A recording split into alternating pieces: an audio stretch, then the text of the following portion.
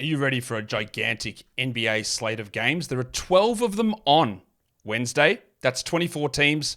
So many things are going to happen. We're going to be abreast of it. You got to pay attention. And we're going to look at that with the Daily Lookahead. Michael Bolton. Thanks, Josh. It's Michael Bolton here, and it's time for another episode of the Locked On Fantasy Basketball Podcast. Let's get to it. Let's get to it, indeed. You are Locked On Fantasy Basketball, your daily fantasy basketball podcast, part of the Locked On Podcast Network.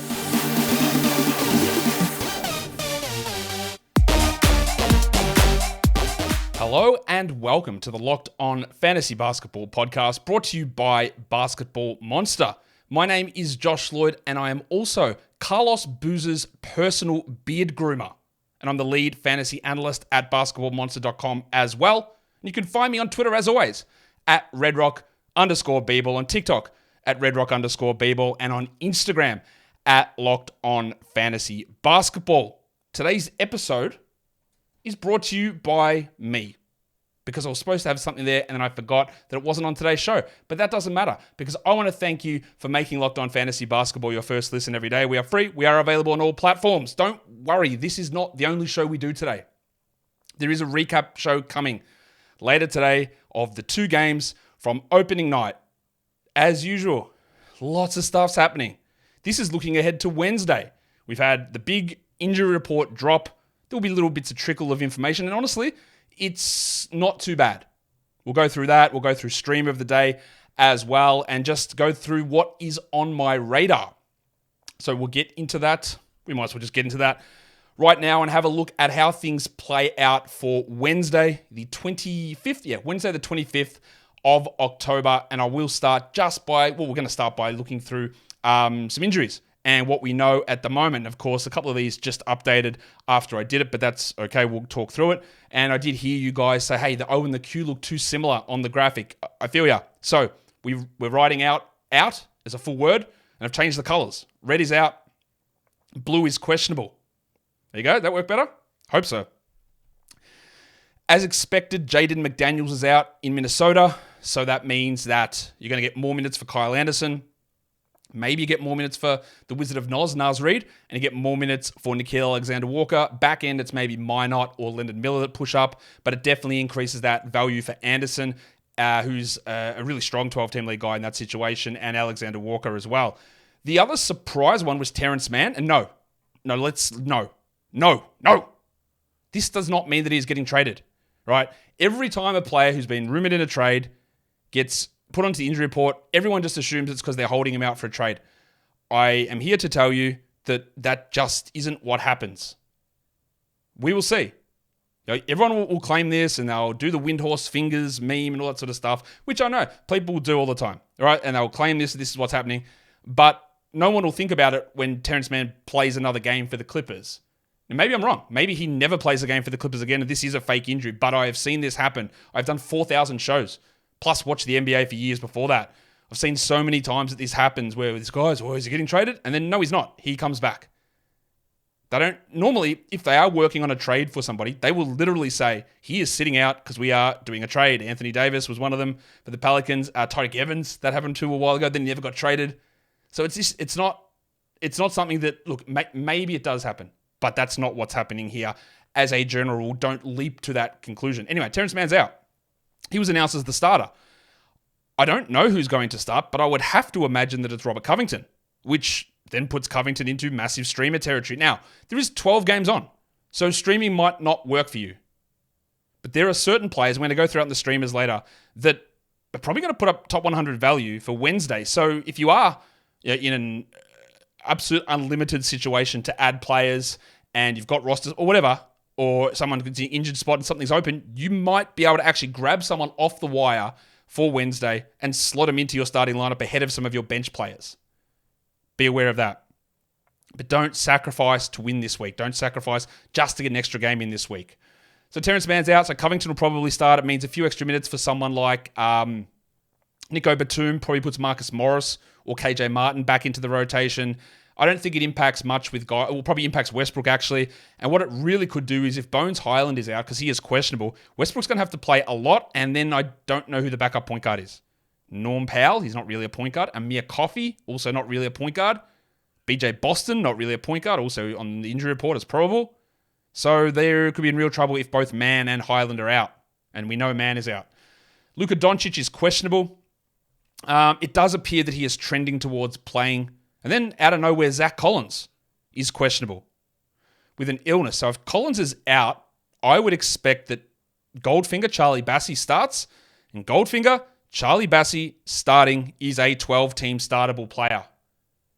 Maybe they go with Don Barlow, but Bassey was that guy. I don't think they put Victor Wembanyama as the starter and put Trey Jones into the starting lineup. I don't think Wemby starts at center. I think that it'll be Bassey and Barlow and Mamu Kelishvili, who get that opportunity. So watch that one. Jarrett Allen's been ruled out. He probably misses the rest of this week. So that boosts the value of Karis LeVert. It boosts the value of George Niang. It probably boosts the value of Damian Jones as the backup center, but he's not going to get tons of minutes. Mobley plays center. So it's more for Niang, more for LeVert. They're probably and more for Okoro coming off the bench as well. And Josh Richardson's been ruled out for Miami. I didn't think he was going to start. Kyle Lowry will get that start. Jaime Jaquez was on the injury report, but he's not anymore.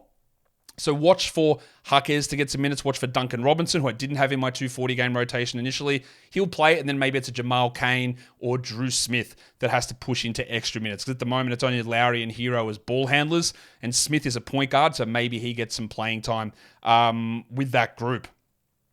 If you look at some other injuries, Larry Nance was questionable, but I believe he is not on the injury report. I'm just going to double check that. Yeah, Larry Nance is not on the injury report, so he should be good to go, which hurts someone like Jonas Valanciunas in his value. Highland, I already said, is questionable. Jaden Hardy is questionable, so if Luka is out and Hardy is out, well, that's a huge boost for Josh Green. It's a huge boost for Tim Hardaway as well in that scenario, and Seth Curry would have to play. And we would really look to Green and Hardaway as 12-team options. If Luka's out and Hardy's ready to go, then he becomes a 12-team guy. Dwight Powell, also questionable. So if Powell is out, then Rashawn Holmes and Derek Lively will get the bulk of those minutes with a bit of Maxi Kleber. So obviously Lively's value would be solid and Holmes' value increases. Dennis Smith is questionable up in Brooklyn. If he is out, then Lonnie Walker and Cam Thomas get those backup minutes, but that doesn't matter for most leagues. And Jaime Jaquez was questionable, but he is not anymore.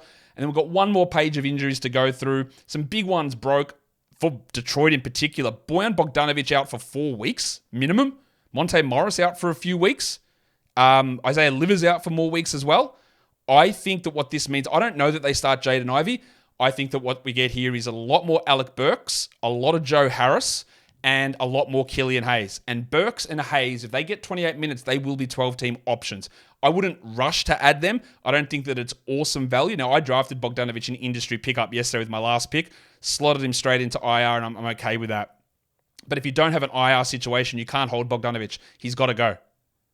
As for Morris, him being out again helps Ivy, helps Hayes. Hayes is going to flirt with 12-team league value here. And Burks and Harris get a significant boost. And if you're in very deep leagues, old mate Stanley Umude, I think that's how you say it, he is going to probably get some rotation minutes too. Kenrich Williams is out for the Thunder, at least for 2 games. And with Pokusevski's not on the injury report, but I'm not sure he's going to play. And Pig Williams out as well. Look for old mate, and unfortunately, I can't do the sound bites. I know it's frustrating, but Olivier Sarr. It's Olivier Sarr. I can't even do it myself. You know who he is. Hey, Olivier Sarr, deep league guy behind Holmgren. And then in Sacramento, Trey Lyles is out. So that means Alex Len probably jumps into the rotation and a little bit more stability for someone like Sasha Vezenkov. I don't know why I call him Sasha. Sasha Vezenkov coming off the bench because Lyles was going to cut into some of those power forward minutes. So that's where we're at. If anything happens between now and when I do the daily recap show, we'll update those things then. That is how we roll. Today's episode is brought to you by PrizePicks. Yeah, PrizePicks, they're back. And I can't wait. PrizePicks is the largest independently owned daily fantasy sports platform in North America, and it's so easy to play, and it's really exciting to play as well. It's just you straight up against numbers. That is it. You're not going up against thousands of other players. It's just you picking more or less on 2 to 6 individual player stat projections, and then you just watch the winnings roll in. PrizePicks also now offers Apple Pay for quick and easy deposits into your account, And PrizePicks have got this thing called the PrizePicks reboot policy. So your entries stay in play even if one of your players gets injured. So if you get a player who exits the game in the first half and doesn't return the second, that player gets rebooted. Yeah. PrizePicks is the only daily fantasy sports platform with injury insurance. So look at PrizePicks. Go look at those player stat projections. Look at the more or less options for this big 12-game Wednesday. You're going to be able to find plenty of options there to go with. So go to prizepicks.com/LockedOnNBA and use the code LockedOnNBA for a first deposit match up to $100. Repeat the offer. I don't know why I said that. I'm reading the wrong thing. Go to prizepicks.com/LockedOnNBA and use the code LockedOnNBA for a first deposit match up to $100. Daily fantasy sports made easy. Yeah, that is PrizePicks. Okay, that is injuries out of the way. So what are we looking at now? It is the stream of the day. At the moment, now, again, trying to continue to do work on figuring out what sort of roster percentages make sense for leagues. And I did an informal poll on my Twitter today to understand what percentage of leagues or league size you guys are in. It's always going to be confusing because people are in multiple leagues. But I said, look, your main league, how deep does it go? And I think it is also probably better to look at it in terms of players rostered. So a 10-team league is 130 to 140. A 12 is 156 to 168. A 14 is up to 200 players. And then 16 is 200 plus. So the data that I had on that was that 80% of people are playing in 12 or 10s. It was 26% playing in 10-team leagues or 10-team league size equivalents, and 55 to 56 playing in 12-team leagues. That's about 80%. 11% in 14-team leagues, and 9% in 16 teams or under. Or 16 teams or over. So yesterday when I was looking at the stream of the day, I looked for someone who was available in 65% or leagues fewer. I've actually dropped that number down now. We're going to use 55% as the cutoff for the 12-team streaming options. And we're going to use 30% for the deeper leagues, which is the 16-team one there. So when we're looking at 12-team category stream, Xavier Tillman is still available. Now, Taylor Jenkins hasn't confirmed the starter, but he did say that he is leaning towards the cashier Xavier Tillman to be the starter. Someone asked me, hey, why do you call him the cashier? Because he works at the till. He is a till man. It's a horrible pun, but the cashier actually flows because you could say he's out here cashing checks, kicking ass, taking names. He's the money man. He's got that bag, but it's just because his name's Tillman. He's not only a stream. So I would say he's a stream of the day because he's available in so many leagues. You add him and you hold him, and then we see what happens. Yes, Santi Aldama might be a better player, but the Grizzlies don't like using Jaren Jackson at center, and Santi Aldama also isn't a center. They'll do it for a few minutes, but Tillman, they are more comfortable playing at center. So this doesn't just mean that Aldama plays 30 minutes and Jaren plays 32 and that's it. It's done. Every Grizzlies person you go and follow, media guy will tell you, they don't like playing Jackson at the 5, and Aldama can do little bits of it, but he's also not a 5. So Tillman, I think, I'm like 85% confident he's going to be the guy that pushes up to 28 minutes. Aldama will get more, but it won't be 28. We'll see.